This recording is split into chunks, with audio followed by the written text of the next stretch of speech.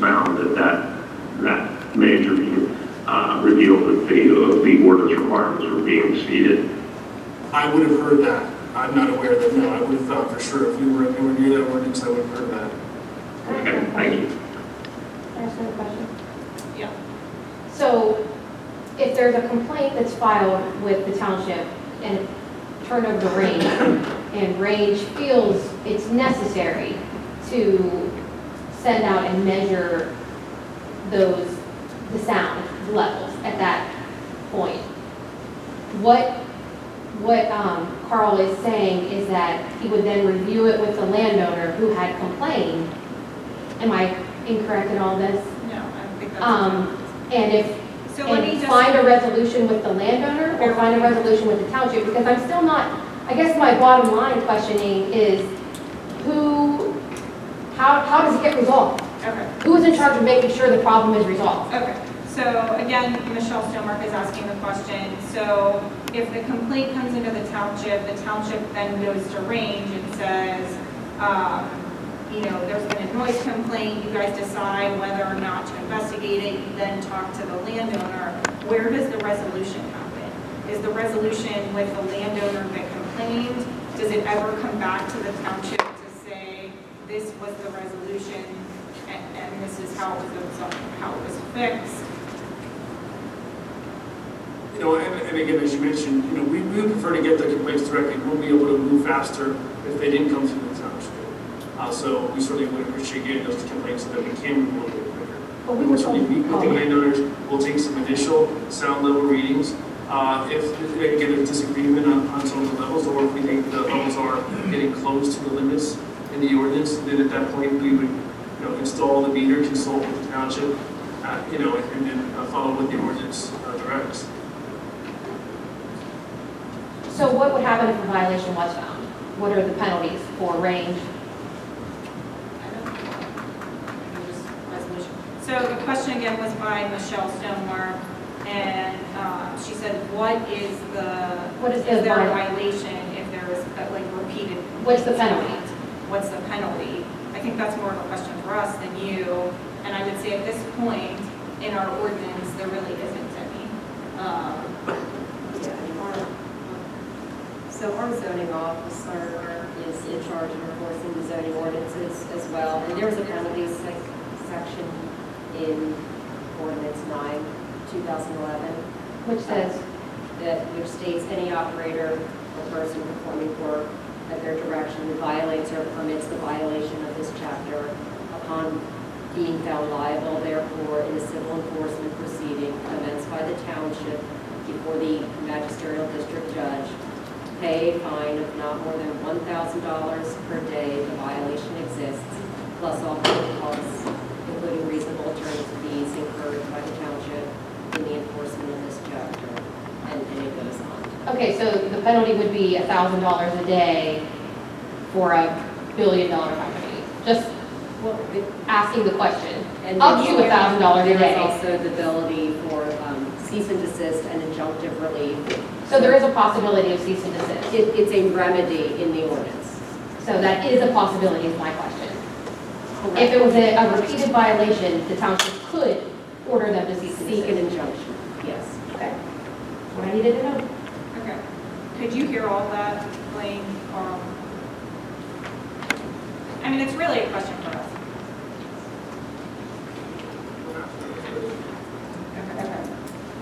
Any other questions? I have a question about the statements that were made about the liability Hold on, insurance. Jack, whoever's is on, this is my code. Go ahead. Plain one, veterans one. I think it's yours, Rich. Sorry, It wasn't, I'm sorry. That's okay. I'd like clarification on what liability insurance Range is paying for. In the application, it said something very different than the $25 million I thought I heard them say. So my question specifically is, if there were an issue that arose at the well site, how is the township protected from being sued both per person, per occurrence, and for property damage? Okay, so so this question is by Kara Sheridan.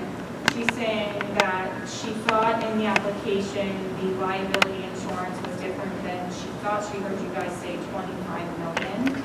And she said I'm sorry, what's that? What are we really being protected by? What are we being protected by, and is it per person, per occurrence, And per instance. and per instance? I'm going to defer on that one, what that bond protects for. I think it's typically for, larger issues that would happen on location, but I'm going to defer to somebody else on that. You have to look at the certificate of insurance on that. Do we have that? So if an incident, my question really goes to then, if there's an incident on the site that affects 10, 20 homeowners and something tragic happens, how much protection does the township have from being sued by a Hold medical on, professional? hold on, Carol, 1 second. She was mid another question. Sorry, hang on 1 second.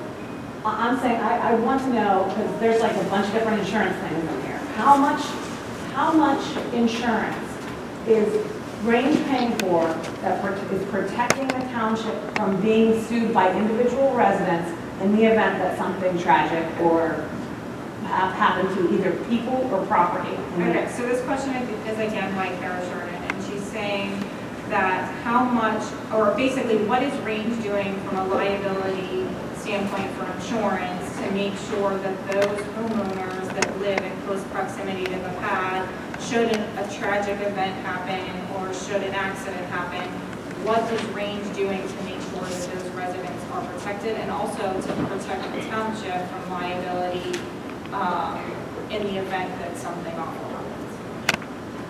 Well, I think that's more of a legal question, and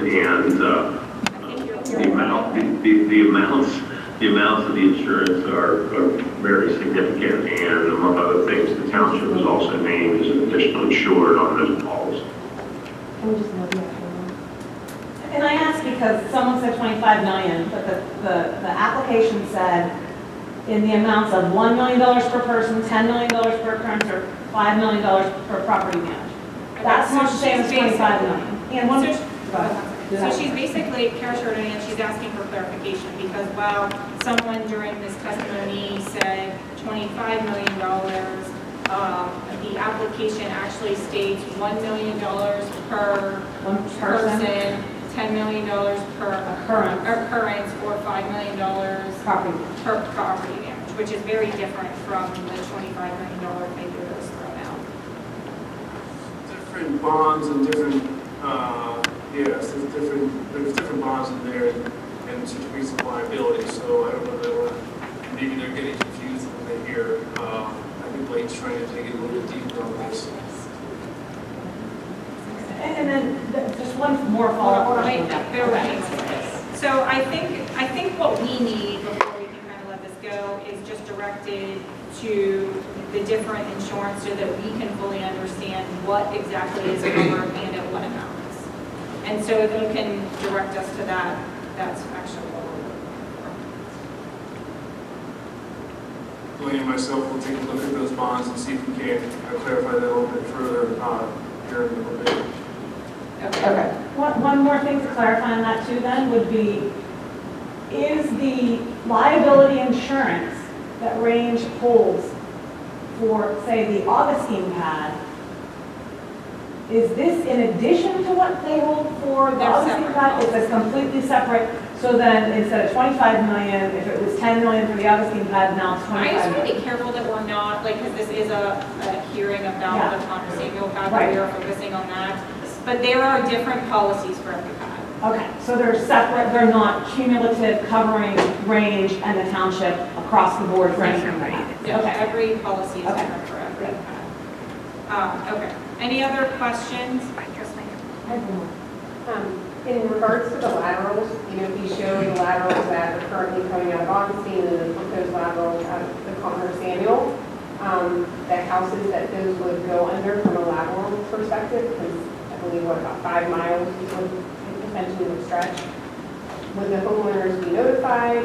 Is that, can There's that a map be provided to the homeowners and things like that? Yeah, so, and I can answer this question, I think, but correct me if I'm wrong. So this question was by Crystal Hart, and she's saying that the laterals coming out of Connor Samuel go under people's houses throughout Cecil. Will those people be notified?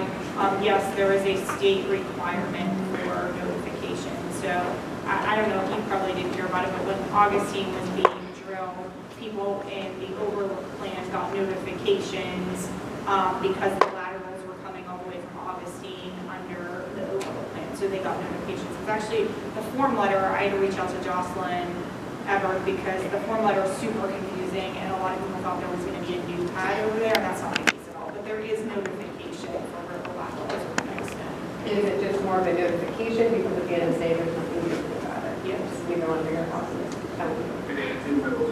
So he said, and he said, Charles said that they would not drill under any property that they didn't already have existing lease. So, okay, thank you. I think we're gonna, I have one last question. Okay. I'm sorry. I just wanted to know if any of the property owners of the Connor Samuel pad currently live on the same piece of property that is being drilled on. Okay, And so- are they listed on that list of? So on the Connor Samuel application, there's a number of owners. It's not just each of them, there are a number of them. Do any of those people listed as property owners actually live on the location of Connor Samuel, of the pad? Do they live on that property? I don't believe so. So none of the people who actually are benefiting from Connor Samuel live in close proximity to the pad itself. I'm not sure about close proximity. Well, I mean on that parcel, on that 300-acre parcel. So the answer to that question is no. Okay. So the answer to that question is no. None of the people who are benefiting from that pad actually live. Okay, so I think we're ready to move on at this point. One or two follow-up in light of questions that were asked. We don't have to dwell on it now, but if you look at the last page of Exhibit 1P, the certificate of liability insurance, and maybe this is the source of confusion, there's general commercial liability amounts ranging from 1 to 2 million.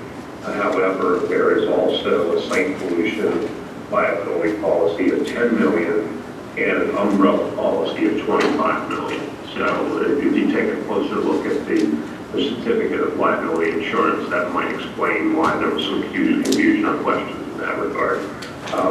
Just one or two other questions for this follow-up to Mr. Matz. The chairwoman asked some questions about, in the proximity of the well pads and the aggregate impact of development. And I'm correct, am I not, that Grange would not be drilling or hydraulically fracturing any of these well pads at the same time. Is that correct? You're muted. You're muted.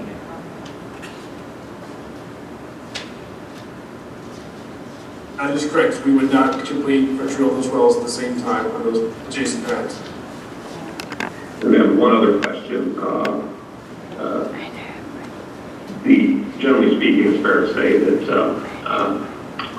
Augustine, or Connor Samuel, is significantly further away from a large number of residences than is Augustine. Is that correct?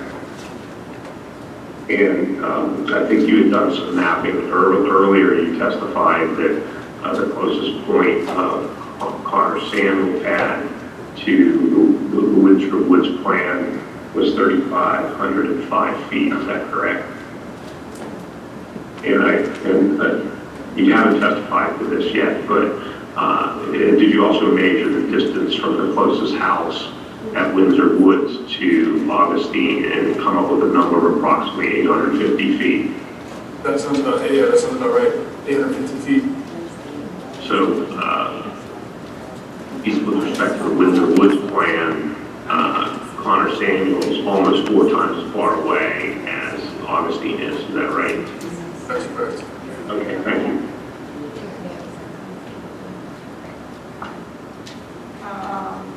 Are you ready to move on to your next witness? Yes. So quickly before you do that, seeing as